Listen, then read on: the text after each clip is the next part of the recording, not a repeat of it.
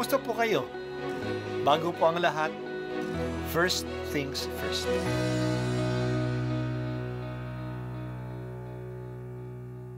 Good morning po. Sinisimulan po natin ngayon ang first things first.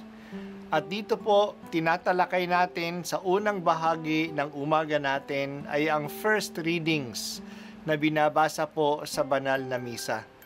Ito pong tinatalakay natin kasi madalas po marami na tayong alam tungkol sa gospel readings. Pero konti po ang nagsasalita sa first readings. Pero ang first readings, bahagi din po yan ng Biblia, ng banal na kasulatan. Kaya susubaybayan po natin ang mga first readings, basahin po natin at kuminsan kailangan ng basahin ng 2 o 3 beses bago maintindihan kasi hindi po tayo familiar sa mga istorya at sa mga kaisipan na tinatalakay dito. Ang pagbasa mula sa aklat ni Esdras. Noong mga araw na iyon, sinulatan ni Haring Dario ang mga kagawad ng lalawigan na nasa kabila ng ilog. Sinabi niya, ipauubayan nila sa mga tagapamahalang Hudyo at sa kanilang matatanda ang pagpapaayos ng templo. Ang magugugol dito ay kukunin lahat sa buwis na malilikom sa lalawigan sa kabila ng ilog. Akong si Dario ang lumagda sa kautosang ito. Ang lahat ng ito'y dapat matupad ng buong buo. Ipinagpatuloy ng mga Hudyo ang muling pagtatayo ng templo at sila'y nagtagumpay tulad ng sinabi ni Propeta Ageo at Zacarias. Nayari nila ang templo ayon sa sinabi ng Diyos at sa utos ni Haring Ciro, Dario at Artajerjes at nayari noong 3 ng Adar, 6 na taon ng paghahari ni Haring Dario. Nang italaga ang templo, di magkamayaw sa tuwa ang mga Israelita, mga saserdote at mga Libitang nakabalik mula sa pagkabihag. Naghandog sila ng 100 toro at 200 tupang lalaki at 400 kordero. Bilang hain naman para sa kasalanan, naghandog sila ng 12 kambing na lalaki. Isa sa bawat lipi ng Israel, pinagpangkat-pangkat nila ang mga saserdote at mga Levita.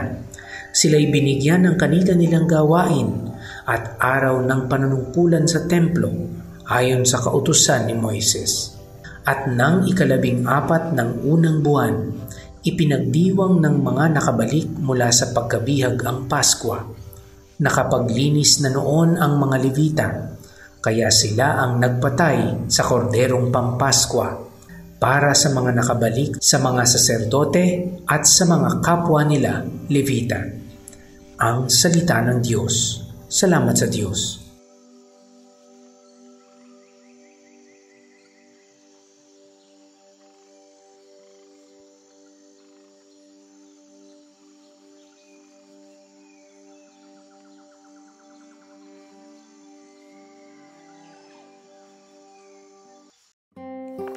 Isa sa mga unang utos ni Haring Ciro ay itayo ang Templo sa Jerusalem na sinira ng mga Babylonians.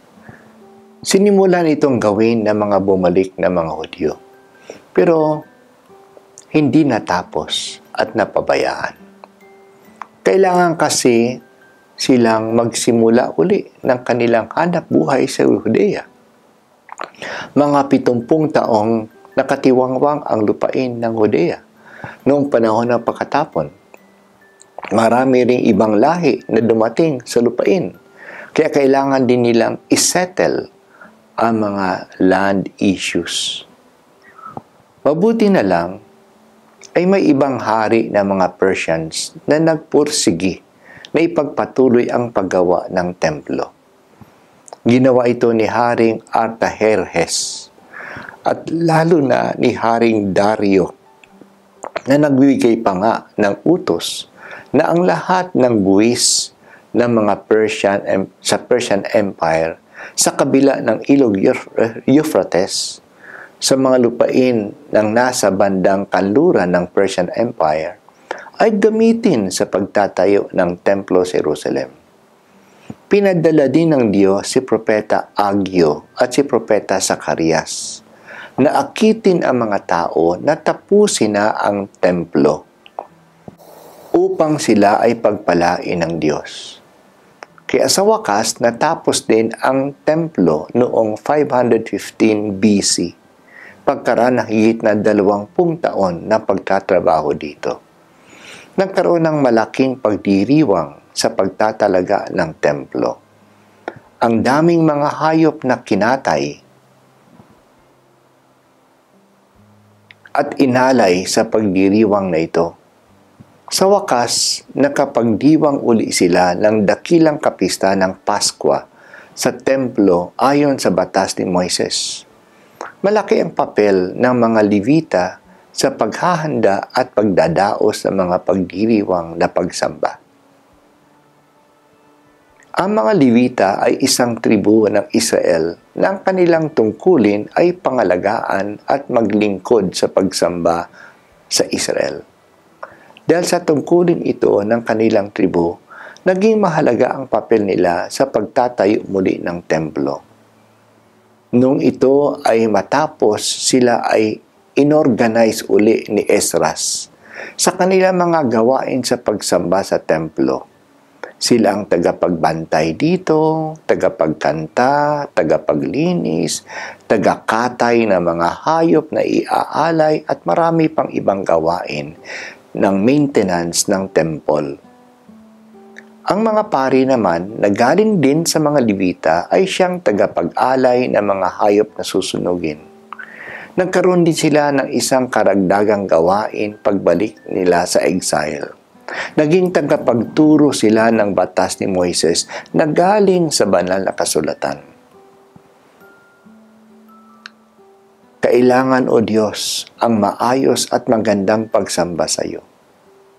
Tulungan mo kaming mapahalagahan at purihin ka namin sa maganda at maayos na bahay dalanginan, ang aming mga simbahan. Ito po ang unang pagbasa at ako po ay si Bishop Broderick Pabilio dito sa First Things First.